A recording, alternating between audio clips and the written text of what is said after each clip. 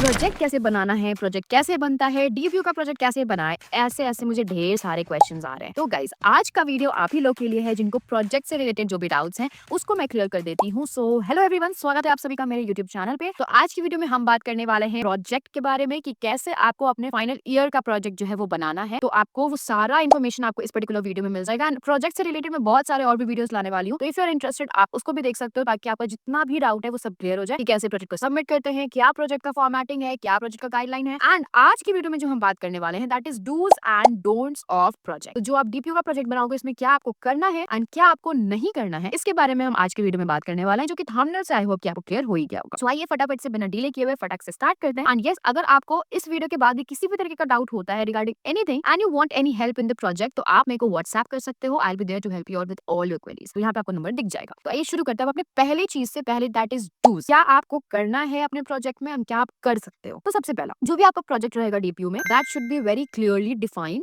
जो भी टॉपिक आप सेलेक्ट कर रहे हो वो आपके प्रोजेक्ट को क्लियरली डिफाइन करना चाहिए। ऐसा नहीं कि कुछ भी ऐसा सेलेक्ट कर लिया जो कि समझ में नहीं आ रहा है, क्योंकि अप्रूवल भी चाहिए। यूनिवर्सिटीज को अप्रूव करेगी, उसके लिए आपको ये सारी चीजें फॉलो करनी है। Second is it should state the issue of your project and it should aim to solve it. जो भी प्रोजेक्ट जिस भी टॉपिक पे आप बना रहे हो, मैं टॉपिक्स के बारे में बात कर रही हूँ, जो भी टॉपिक आप सेलेक्ट कर रहे हो ये ऐसा होना चाहिए कि ये प्रोजेक्ट के इशू को रिजॉल्व करने के रिलेटेड में होना चाहिए एंड साथ ही साथ कि इसका एम होना चाहिए कि किस तरीके से उस पर्टिकुलर चीज को हम सॉल्व कर सकते हैं। जो भी टॉपिक आप सेलेक्ट कर रहे हो उसको हम कैसे सॉल्व कर सकते हैं, उस प्रॉब्लम को कैसे हम सॉल्व कर सकते हैं, इसके तरफ आपका पूरा का पूरा प्रोजेक्ट जो है वो डेडिकेटेड होना चाहिए। Also the third thing that you should do is provide data and evidences. Obviously सभी तरीके के डेटा एंड एविडेंसेस हैं वो आप जरूर प्रोवाइड करना अपने प्रोजेक्ट में and make your project report I think around 80 to 100 pages में आप उसको आराम से बनाना, ताकि इसमें आप सब तरीके की इन्फॉर्मेशन डाल दो एंड काफी इसको इन्फॉर्मेटिव बनाओ। बेकार की चीजें मत डालना, जो कि मैं डोंट्स में बात करने वाली हूँ। सो यस, आप इसमें प्रॉपर डेटा एंड एविडेंसेस डालना ताकि आपका प्रोजेक्ट और भी अच्छा रहे एंड अप्रूवल के चांसेस और बढ़ जाए। And then talking about the fourth dos, that is state your goals and objective. Obviously जो भी आपका टॉपिक है उसके रिगार्डिंग आपके जो भी गोल्स एंड ऑब्जेक्टिव्स हैं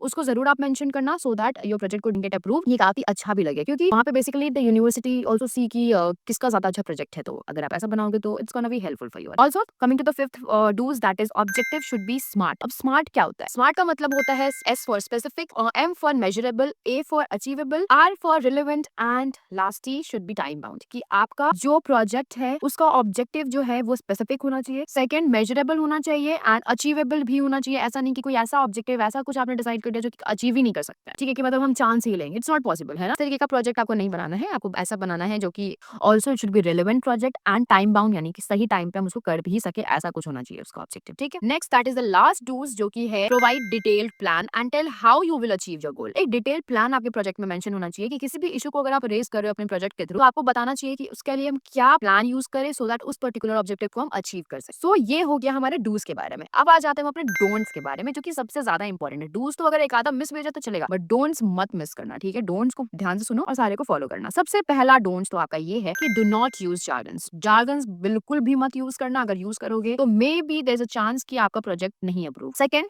is do not use any technical knowledge. कोई भी ऐसा टेक्निकल नॉलेज, टेक्निकल इन्फॉर्मेशन मत डालना जो कि बहुत क्लियरली यूनिवर्सिटी समझ जाए कि आप वहीं से छाप के डाल दियो, ठीक है। कोई टेक्निकल वर्ड्स मत यूज करना। Third don't, that is clear and concise language को ही यूज करना। ज्यादा डिफिकल्ट और तेज बनने की कोशिश मत करना सिंपल लैंग्वेज में, कि भाई हम अगर स्ट्रेंजर को अक्वेंटेंस लिखेंगे या फिर जान पहचान वाले को अक्वेंटेंस लिखेंगे तो हमें ज्यादा मार्क्स मिलेगा, ऐसा नहीं होता। मतलब नॉर्मल लैंग्वेज यूज करना जो कि आप डे टू डे यूज करते हो, डे टू डे लाइफ में यूज करते हो, तो उससे आपका हेल्प होने वाला है, ठीक है। एंड अगर आप नहीं यूज करोगे तो maybe there is a chance again कि वो अप्रूव ना करे आपके प्रोजेक्ट को। Next coming to the fourth don'ts, that is every information should be backed by data and facts. Obviously जो भी इन्फॉर्मेशन आप शेयर करो अपने प्रोजेक्ट में, उसमें आप अपने डेटा को शो करो, फैक्ट्स को शो करो एंड फिगर्स को जरूर मेंशन करो, ताकि उससे आपकी जो प्रोजेक्ट की क्रेडिबिलिटी है वो और भी ज्यादा बढ़ जाए। Next don't, that is do not neglect the budget. Obviously जो भी प्रोजेक्ट आप बना रहे हो वो उसमें जो भी प्रॉब्लम आप फेस कर रहे हो उस प्रॉब्लम को सॉल्व करने के लिए हमें पैसे भी खर्च होंगे, बजट भी हमें बनाना होगा। तो डू नॉट नेग्लेक्ट इट। अपने प्रोजेक्ट में वो जरूर मेंशन करना कि आपको किस तरीके का क्या बजट यूज होगा आपके प्रोजेक्ट में एंड उस पर्टिकुलर ऑब्जेक्टिव को फुलफिल करने में। Next, do not be vague. Okay, obviously vague information मत डालना अपने प्रोजेक्ट में, लाइक कि